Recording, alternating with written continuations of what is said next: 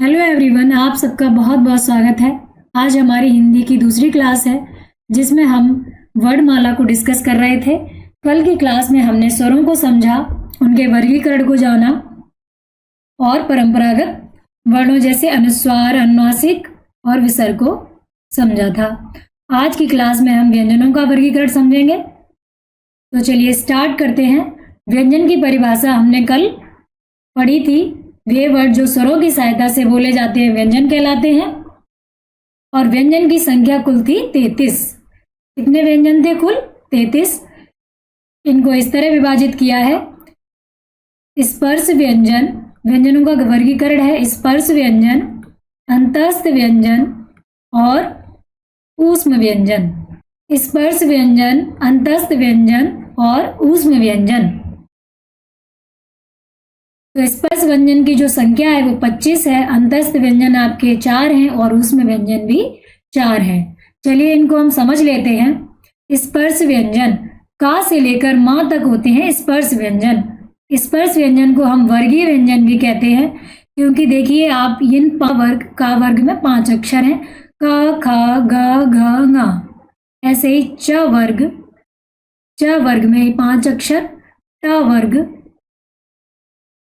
पहले अक्षर से ये वर्ग बन जाते हैं, जैसे ट वर्ग में 5 अक्षर ट ठ ड ढ ण। फिर त वर्ग त थ द ध न। फिर आपका प वर्ग है प फ ब भ म। तो ये 25 स्पर्श व्यंजन हुए, इनको हम स्पर्श व्यंजन कहेंगे। अब ये जो च वर्ग है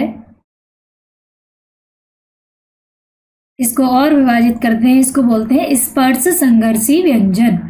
च वर्ग को स्पर्श संघर्षी व्यंजन कहते हैं। च वर्ग स्पर्श संघर्षी व्यंजन कहलाता है।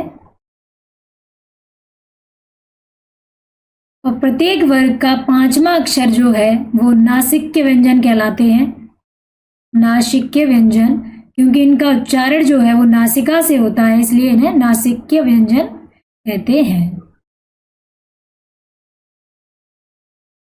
तो च छ ज झ य ये स्पर्श संघर्षी व्यंजन कहलाते हैं, क्योंकि जब इन्हें हम उच्चारित करेंगे तो इनका उच्चारण थोड़ा संघर्ष करके होता है, तो ये स्पर्श संघर्षी व्यंजन कहलाते हैं। वर्गीय व्यंजनों की कुल संख्या 25 है, यानी कि स्पर्श व्यंजन आपके कुल 25 है। आप समझ गए होंगे स्पर्श व्यंजन किन्हें कहते हैं। फिर अंतस्थ व्यंजन आपके 4 हैं, य र ल और व। अंतस्थ व्यंजन कुल मिलाकर 4 होते हैं। य और व को अर्ध स्वर भी कहते हैं, ये नोट कर लीजिएगा, बहुत ही इंपॉर्टेंट है। य और व को अर्ध स्वर कहते हैं। अब इन्हें अर्ध स्वर क्यों कहते हैं? क्योंकि य और व कभी कभी स्वर की भांति व्यवहार करते हैं, जैसे आपने लिखा क इसके स्थान पर हम क वा भी लिख सकते हैं, क वा। तो ये दोनों ही शुद्ध होंगे बिल्कुल। तो यहाँ पर स्वर के स्थान पर व आ गया, तो इस तरह ये अर्ध स्वर कहलाते हैं। अब जैसे हमने या लिखा महिलाएं, हमने लिखा महिलाएं, या आप कोई बनाकर देखिए शब्द। अब यहाँ पर हमने या जोड़ दिया महिलाएं, तो ये दोनों ही शुद्ध हैं। ये या जो है वो एक ही भांति व्यवहार कर रहा है, स्वर की भांति व्यवहार कर रहा है, तो ये अर्ध स्वर कहलाएंगे। तो या और वा आपके अर्ध स्वर कहलाएंगे। य र ल व ये 4 अंतस्थ व्यंजन है, इसमें य और वा अर्ध स्वर है। रा को प्रकंपित व्यंजन भी कहते हैं और लुंठित व्यंजन, क्योंकि जब रा को हम बोलते हैं तो हमारी जीभ में कंपन होता है, तो रा प्रकंपित व्यंजन कहलाएगा। और इसका दूसरा नाम है लुंठित व्यंजन। इस नाम से परीक्षा में पूछ लिया जाता है प्रकंपित व्यंजन कौन सा होगा, तो आप याद रखेंगे प्रकंपित व्यंजन है रा। जीभ हमारी कंपित होती है, इसलिए रा को बोलते हैं प्रकंपित व्यंजन। फिर आपका आता है ला। ला को पार्श्विक व्यंजन बोलते हैं। ये जीभ के पिछले हिस्से से बोले जाते हैं, इसलिए ला को पार्श्विक व्यंजन बोलते हैं। ला बोल कर देखिए, ला तो जीभ के पिछले हिस्से से बोला जा रहा है, तो इसलिए इसका नाम पड़ा पार्श्विक व्यंजन। तो आपके अंतस्थ व्यंजन है य और व स्वर कहलाएंगे। रा प्रकंपित व्यंजन और इसको लुंठित व्यंजन भी कहते हैं, और ला को पार्श्विक व्यंजन। ये सारे आप याद रखेंगे। परीक्षा में अगर यहाँ कहीं से प्रश्न आ जाए तो आप बता लेंगे, आपका बिल्कुल गलत नहीं होना चाहिए। फिर ऊष्म व्यंजन आएंगे। जिन वर्णों के उच्चारण में गर्म ऊष्मा बाहर निकलती है वो ऊष्म व्यंजन कहलाते हैं। इन्हें आप बोल कर देखेंगे तो देखें ऊष्मा बाहर निकलेगी कि नहीं। तो श, श और ह। तो ये स, फिर आता है आपका ये वाला स, ये स और ह। इसमें डिफरेंस अभी हम समझेंगे, इन तीनों सा के नामों को समझेंगे जब हम उच्चारण स्थान पढ़ेंगे। तो ये आपका तालव्य शाह है, ये तालु से बोला जाता है। ये आपका मूर्धन्य शाह है, ये मूर्धा से बोला जाता है। और ये आपका दंती सा है, दंतव्य शाह। तो इन तीनों सा के नाम याद रखेंगे, तालव्य शाह, मूर्धन्य शाह और दंतव्य शाह। तो श, श, स और ह, इनको जब हम उच्चारित करेंगे तो एक गर्म हवा निकलेगी, ऊष्मा निकलेगी, तो इसीलिए इनका नाम पड़ा ऊष्मीय व्यंजन। आप अपनी हथेली लगाकर देखिए और इन्हें बोलिए, ट्राई कीजिएगा। तो ऊष्मीय व्यंजन आप समझ गए होंगे। ऊष्मीय व्यंजन की संख्या है 4। चलिए आगे बढ़ते हैं। संयुक्त व्यंजन। तो वे व्यंजन जिनका निर्माण एक से अधिक व्यंजनों से हुआ है उन्हें संयुक्त व्यंजन कहते हैं। हमने आपको पहले क्लास में स्वरों को बताया होगा, संयुक्त स्वर किसे कहते हैं। यहाँ पर हम संयुक्त व्यंजन पढ़ रहे हैं, उसी प्रकार संयुक्त स्वर पढ़े थे। तो संयुक्त स्वर कौन कौन से पढ़े थे? ए, ऐ, ओ, औ। एक बार दोबारा रिवाइज कर लेते हैं। संयुक्त स्वर ए, ऐ, ओ, औ। इन्हें संयुक्त स्वर क्यों कहते हैं? क्योंकि इनका निर्माण अ प्लस ई से हुआ है, और ए का निर्माण अ प्लस ए से हुआ है, ओ का निर्माण अ प्लस उ से हुआ है, और औ अ प्लस ओ से हुआ है। तो यह आपके संयुक्त स्वर कहलाते हैं। उसी प्रकार हमारी वर्णमाला में संयुक्त व्यंजन आते हैं। तो ये संयुक्त व्यंजन वर्णमाला में 4 हैं, छ, श, त्र, ज्ञ और स्र। ज्ञ को हम ज्ञ बोलेंगे। शुद्ध रूप जो ज्ञ का होगा वो ज्ञ कहलाएगा। जैसे विज्ञान, ज्ञान, ज्ञान को हम बोलेंगे ज्ञान। तो छ का जो निर्माण होता है वो क और श से होता है। क, अर्ध का और पूरा सा। इसको हम और विभाजित कर सकते हैं और वर्ण विक्षेप कर सकते हैं। इसका क प्लस स, आधा स और आ। ये भी शुद्ध होगा बिल्कुल, क्योंकि सा जो है व्यंजन वो आ से मिलकर बना है। तो क, श और अ इससे मिलकर बना है हमारा श। इसको बोलेंगे कुशा, श। फिर आएगा त्र। तो त और र से मिलकर बना है आपका त्र। फिर आएगा ज्ञ। ज्ञ और यहाँ से मिलकर बना है आपका ज्ञ, और शुद्ध रूप है इसका ज्ञ। और श्र, श और र से श्र। तो आप याद रखेंगे, इनको इस तरह भी लिख सकते हैं, त प्लस आधा र और आ, ज प्लस य और आधा, या फिर श्र को श प्लस र, अर्धरा और अ। तो आप संयुक्त व्यंजन समझ गए। श, त्र, ज्ञ और श्र, ये आपके 4 संयुक्त व्यंजन है। इनका निर्माण किस तरह हुआ है आप अच्छी तरह समझ गए होंगे। चलिए आगे बढ़ते हैं। उच्चारण के आधार पर वर्णों का वर्गीकरण। उच्चारण के आधार पर हम वर्णों का वर्गीकरण करेंगे।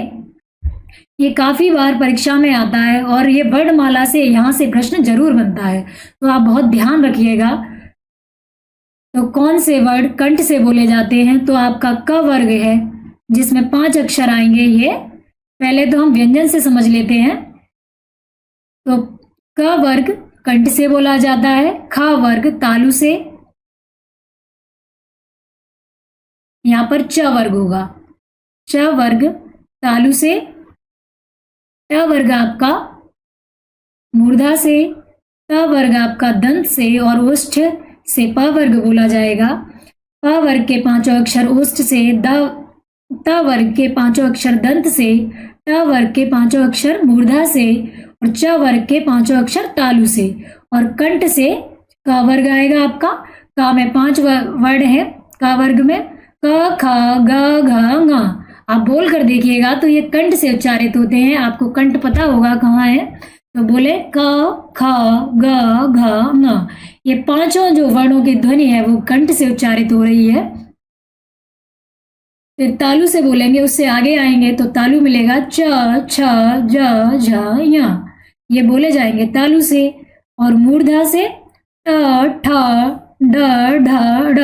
आपकी जो जीभ है एक ही जगह स्पर्श करेगी, ये पांचों अक्षर बोलेंगे मूर्धा में स्पर्श करेगी, मूर्धा आपका आगे।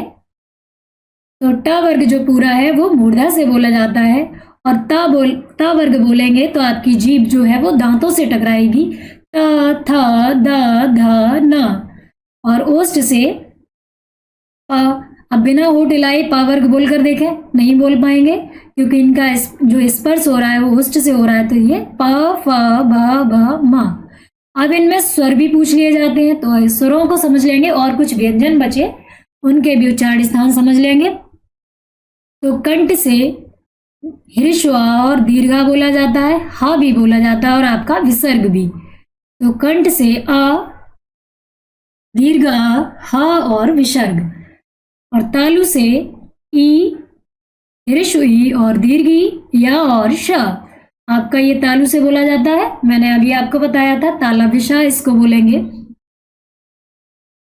फिर रे और र और श ये मूर्धा से बोले जाते हैं, रे र और श ये ट वर्ग के साथ ही आएंगे। फिर द है, दंत से बोले जाते हैं, ल स और ज। ये वाला स आया, ये इसको दंतव्य सा बोलेंगे, दंतव्य सा। तो ल स और ज दंत से बोले जाते हैं, ओष्ठ से आपके उ और ये ह्रस्व उ और दीर्घ उ बोला जाएगा।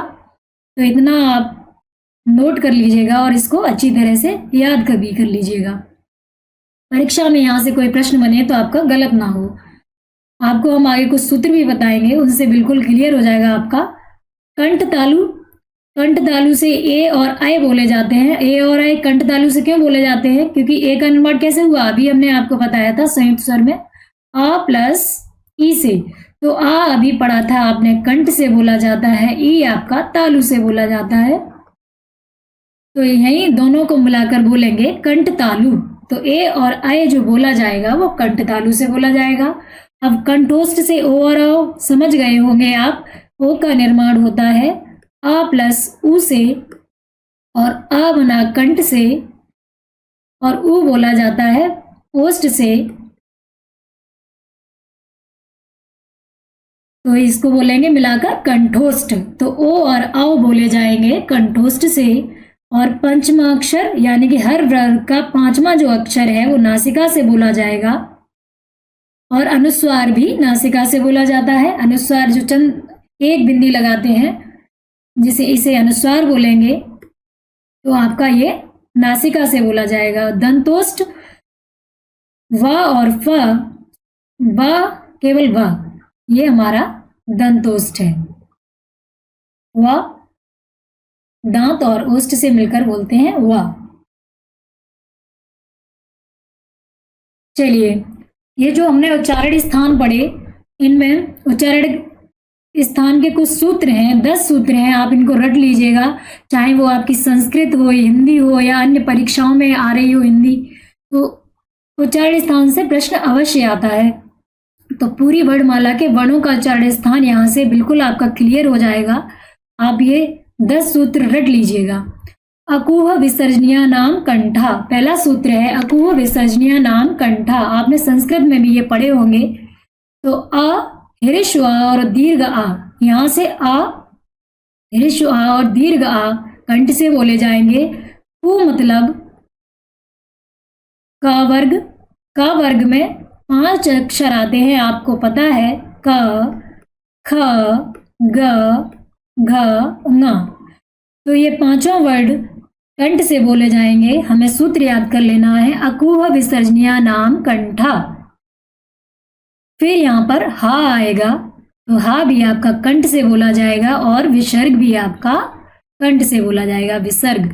तो ये सूत्र याद रख लेंगे, अकुह विसर्जनीय नाम कंठा। अगर आपसे किसी ने पूछ लिया हा का स्थान उच्चारण स्थान क्या है, तो आप सूत्र बोलेंगे पहला, अकुह विसर्जनीय नाम कंठा। तो हा इसमें आ रहा है, तो ह का उच्चारण स्थान है कंठ। फिर अगला सूत्र है इचु यशानाम तालु। तो ई तालु से बोली जाती है, दीर्घ ई हो और हिरस्व ई, दोनों ही ई तालु से बोली जाती है। टू मतलब चा वर्ग। चा वर्ग में पांचों अक्षर च, श, ज, झ और य, ये किससे बोले जाएंगे, तालु से। फिर य और श आपका स, य और श भी तालु से बोला जाएगा। तो हिरस्व ई, दीर्घ ई, चा वर्ग के पांचों अक्षर या और शा ये तालु से बोले जाएंगे। और हमारा सूत्र है एचु यशानाम तालु। ये बिल्कुल सही तरीके से याद करने हैं आपको। अगर आपने गलत याद किए तो गलत हो जाएगा। तो इनको पढ़ेंगे, अकुह विसर्जनीय नाम कंठा पहला सूत्र है, इचु यशानाम तालु दूसरा सूत्र है। चलिए आगे बढ़ते हैं। ऋटुर साणाम मूर्धा, यहां से आप बनाएंगे ऋटुर साणाम मूर्धा। रे आएगी आपकी, टू मतलब टा वर्ग। टा वर्ग में पांचों अक्षर ट, ठ, ड, ढ, ण। और फिर र आएगा, श आएगा। तो ऋटुर साणाम मूर्धा। तो रे और टा वर्ग और र और श का उच्चारण स्थान है मूर्धा। तो ये मूर्धन्य वर्ड है, मूर्धन्य वर्ड है। तो अभी आपको कोई पूछ ले कि र का उच्चारण स्थान क्या है, तो हम सूत्र पढ़ेंगे ऋटुर साणाम मूर्धा। तो हमारे 3 सूत्र हो गए, अकुह विसर्जनीय नाम कंठा, इचु यशानाम तालु और हमारा है ऋटुर साणाम मूर्धा। तो इसको मूर्धन्य सा बोलेंगे, मूर्धन्य सा। फिर आता है अगला सूत्र है लृतुल सा नाम दंतः। तो संस्कृत में एक वर्ड आता है ऋ, ये स्वरों में आता है, ऋ बोली जाएगी दंत से। तो मतलब ता वर्ग, ता, था, द, ध, न और ला बोला जाएगा आपका और सा। ये सारे वर्ड दंत से बोले जाते हैं। तो सूत्र को दोहराएंगे, लृतुल सा नाम दंतः। तो ला, ऋ, ता वर्ग और ला और सा ये वाला दंत से बोला जाएगा, इसलिए इसे दंतव्य सा बोलेंगे, दंतव्य सा, दंतव्य सा। तो 4 सूत्र हो गए, अकुह विसर्जनीय नाम कंठा, इचु यशानाम तालु, ऋटुर साणाम मूर्धा और लृतुल सा नाम दंता। अगला सूत्र है उपुप मध्यान्य नाम ओष्ठा। तो आपने पढ़ा था उ, ये दोनों उ, हिर्ष उ और दीर्घ उ ओष्ठ से बोले जाएंगे। पू मतलब पा वर्ग,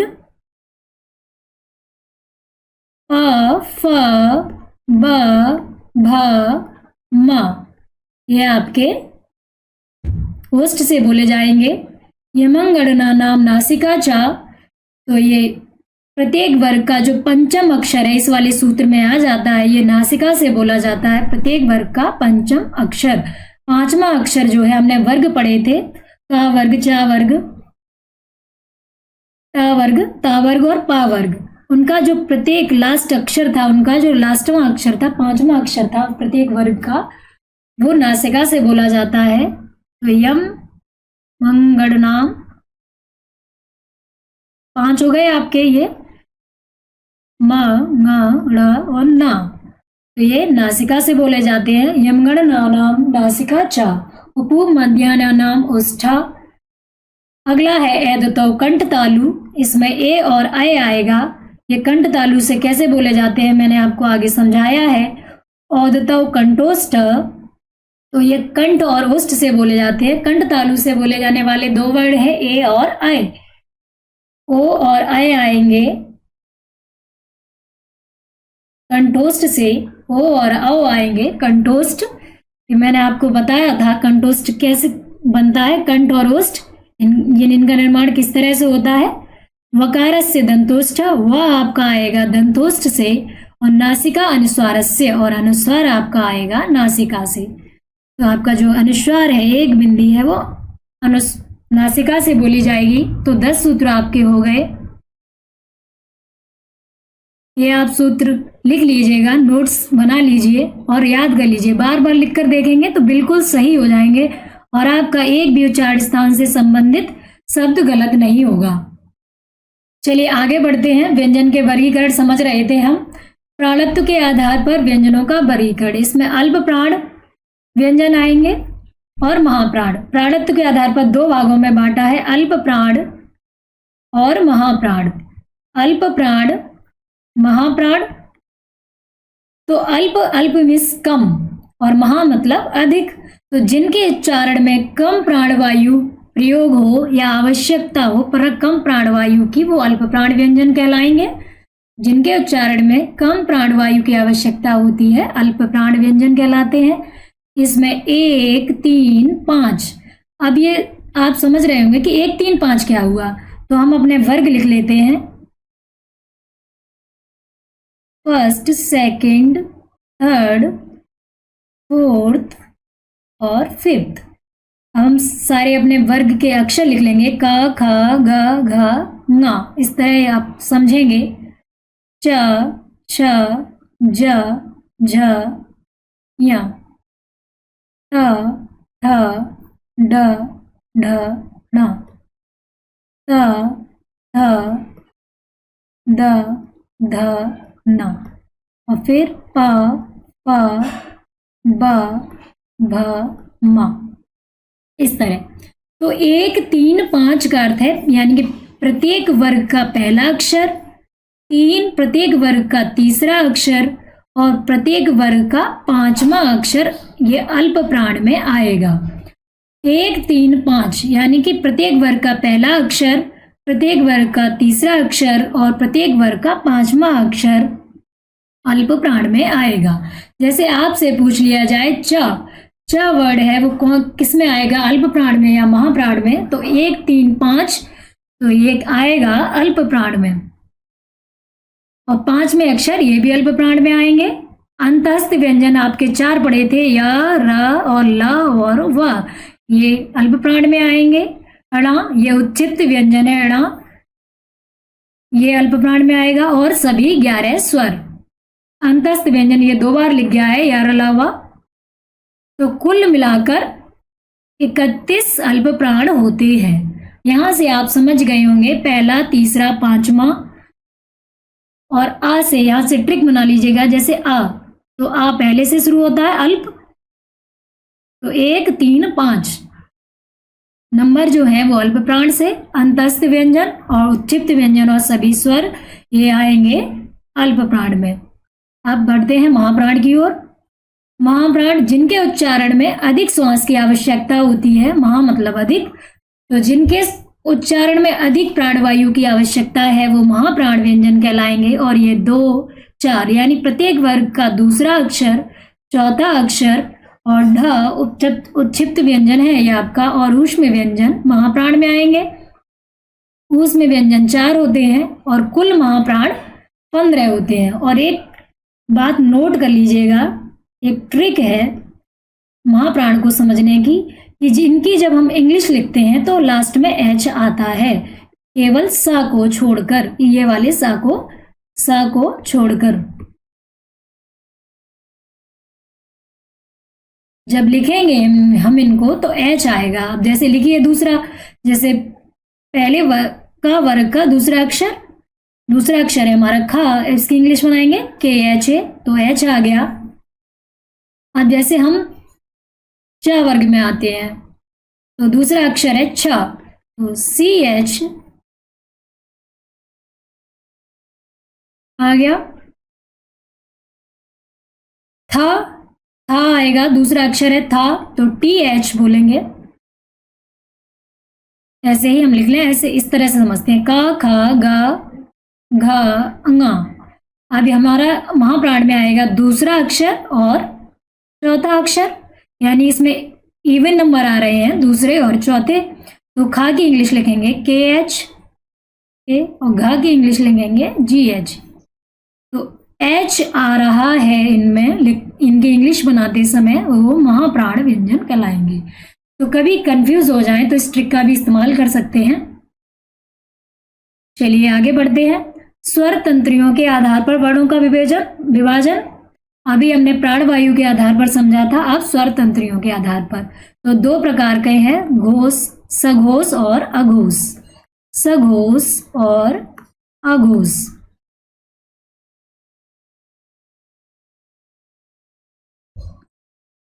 घोष व्यंजन कौन से होते हैं? स मतलब लगा है, स उपसर्ग लगा है, यानी सात हो, यानी जो वर्ड कंपन के साथ बोले जाते हैं, जिन वर्णों के उच्चारण में स्वर तंत्रियों में कंपन होता है, सघोष कहलाते हैं। और यहीं से अघोष की बन जाएगी डेफिनेशन, जिन वर्णों के उच्चारण में स्वर तंत्रियों में कंपन नहीं होता वो अघोष कहलाते हैं। अब कौन कौन से वर्ड आएंगे? 3, 4, 5 और अंतस्थ व्यंजन हा आएगा और सभी स्वर, ये आपके आएंगे सघोष में। कुल घोष वर्ड हैं 31, ये ध्यान रखेंगे। 3, 4, 5 समझ गए होंगे आप। क ख ग घ ङ हमने लिखा, तो तीसरा वर्ड, चौथा वर्ड और पांचवा वर्ड सघोष में आएगा। पीछे के तीनों अक्षर सघोष में आएंगे प्रत्येक वर्ग के, चाहे वो च वर्ग हो, चा छ ज झ ञ, ट ठ ड ढ ण। तो ये 3, 4, 5 तीसरा अक्षर, चौथा अक्षर और पांचवा अक्षर सघोष में आएगा। तीसरा अक्षर, चौथा अक्षर और पांचवा अक्षर सघोष में आएगा। अंतस्थ व्यंजन आएंगे और सभी स्वर आपके सघोष में आएंगे। अब अघोष में कौन कौन से व्यंजन आएंगे? जिन वर्णों के उच्चारण में स्वर तंत्रियों में कंपन नहीं होता अघोष कहलाते हैं। आ माने नहीं, और यहां से भी आ से पहला शुरू होता है, उसमें अल्प में भी पहले से शुरू हुआ था। तो पहला और दूसरा 3, 4, 5 तो आ गए सघोष में, अब बचे 1, 2, तो 1, 2 आ गए आपके अघोष में। तो पहला और दूसरा वर्ड, प्रत्येक वर्ग का पहला और दूसरा वर्ड आएगा आपका अघोष में। च छ ज झ ञ। अब यहां से समझ लेंगे, पहला और दूसरा वर्ड अघोष में आएगा। का आएगा, खा आएगा, इसी तरह च और छ आएगा, इसी तरह आगे ता और था आएगा, टा और ठा आएगा, पा और फा आएगा, ये आपके अघोष में आएंगे। तो जिन वर्णों के उच्चारण में स्वर तंत्रियों में कंपन नहीं होता है अघोष कहलाते हैं। और ये ऊष्म व्यंजन, ये 3 स स स, ये तीनों आएंगे अघोष में। कुल अघोष की संख्या हुई आपकी 13। कुल अघोष आपके 13 हुए। यहां से भी देख लीजिएगा, पांचों वर्ग के ये 1, 2, 3, 4, 5, 6, 7, 8, 9, 10 और ये 3, 13। तो कुल अघोष वर्ड है 13। शब्दकोश के अनुसार क्रम, कभी कभी परीक्षा में डिक्शनरी से संबंधित प्रश्न भी पूछ लिए जाते हैं कि शब्दकोश में कौन सा वर्ड है वो पहले आएगा। तो स्वरों का जो क्रम है वो इस तरह है, पहले अनुस्वार, फिर अनुनासिक आएगी आपकी चंद्र बिंदी, फिर विसर्ग आएगा, फिर हिरिश आ, दीर्घ आ, हिरिश ई, दीर्घ ई, हिरिश उ, दीर्घ उ, रे आएगा, ए आएगी, ऐ आएगा आपका, ओ और औ। इस तरह डिक्शनरी में ये क्रम चलेगा। डिक्शनरी में आप शब्दकोश में कभी शब्द का जो क्रम लगा होगा हिंदी वाली में, तो इस तरह लगा होगा, पहले अनुस्वार, फिर चंद्र बिंदी आपकी अनुनासिक जिसे कहेंगे, इसे विसर्ग, फिर इस तरह ये स्वरों का क्रम होगा। अब व्यंजन क्रम किस तरह होगा? तो पांचों अक्षर इस तरह लिख लेंगे हम, और छा का निर्माण हमने आपको बताया था कि जो आपका श है ये क और सा से मिलकर बनता है, इसलिए क के तुरंत उपरांत ये आएगा। इस तरह क्रम चलेगा कि क वर्ग वाले सारे वर्ड होंगे, उनमें क के उपरांत तुरंत च वर्ग होगा, फिर ट वर्ग, ट वर्ग और पा वर्ग। इस तरह वर्ग आप लिख लेंगे। ठीक, चलिए क के बाद छ क्यों आ रहा है? जो क्ष है वो हमारी वर्णमाला में बिल्कुल लास्ट में है, लेकिन जब हम डिक्शनरी में देखेंगे तो ये का के तुरंत बाद मिलेंगे। इससे संबंधित अक्षर, इससे संबंधित जो शब्द बने होंगे जिनमें छ आगे आएगा वो का के तुरंत बाद मिलेंगे। और इसका रीजन आप समझ गए होंगे क्यों मिलेगा, क्योंकि जो श है उसका निर्माण क और श से हुआ है। च के बाद फिर इस तरह समझेंगे, का के बाद क्ष आएगा, फिर खा आएगा, ग आएगा, घ आएगा, ङ आएगा। इसी तरह फिर च आएगा, छ आएगा, ज और ज्या। ज्या आपने पढ़ा था, ज्ञानी जिसे बोलते हैं आप, इसको शुद्ध रूप है ज्या। तो ये क्यों है ये आप अच्छी तरह से समझ गए होंगे, क्योंकि जो हमारा ज्या है वो ज और यहाँ से मिलकर बनता है। तो तुरंत ज के बाद ज्या आएगा। तो बिल्कुल कंफ्यूज नहीं होना है कि वर्णमाला में ये लास्ट में है तो हमारी डिक्शनरी में भी लास्ट में होना चाहिए, लेकिन इसका रीजन आपको पता है अगर आपने हिंदी सही से पढ़ी है। तो ज के बाद तुरंत ज्या वाले वर्ड आएंगे, तो ज का निर्माण ज्या और यहाँ से होता है ज्या का निर्माण। चलिए फिर ट, ठा, ण, फिर उसके उच्छिप्त व्यंजन ड और ढ, ये बिंदी लग जाती है। फिर ढ के बाद ये वाला उच्छिप्त व्यंजन आएगा, फिर ण आएगा, ट के तुरंत बाद त्र आएगा। ये आप ध्यान रखना इन शब्दों का जिन पर मैं गोला बना रही हूँ, इन वर्णों पर आपको बहुत ध्यान रखना है।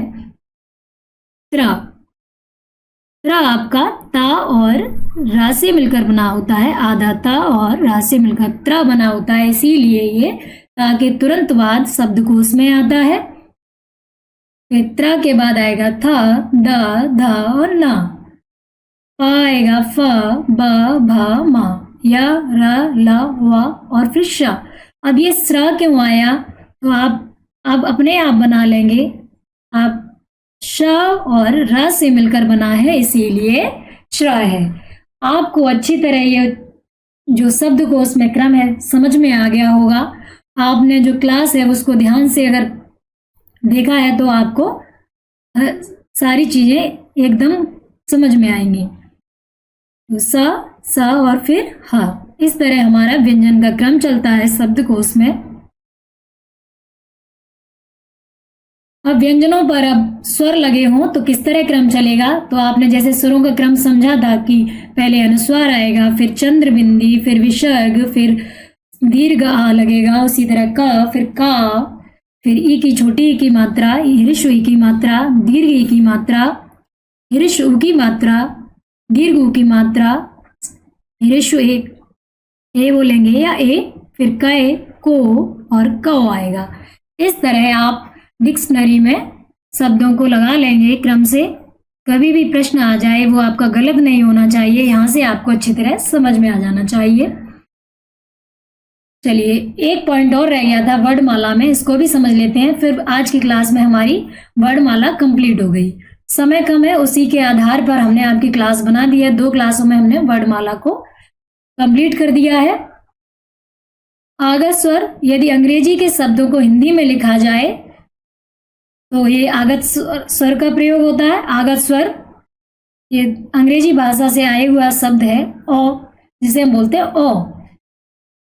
जैसे हम लिखेंगे डॉक्टर या कॉलेज को हम हिंदी में लिखेंगे तो ये आगत स्वर लगाएंगे, ये वाला।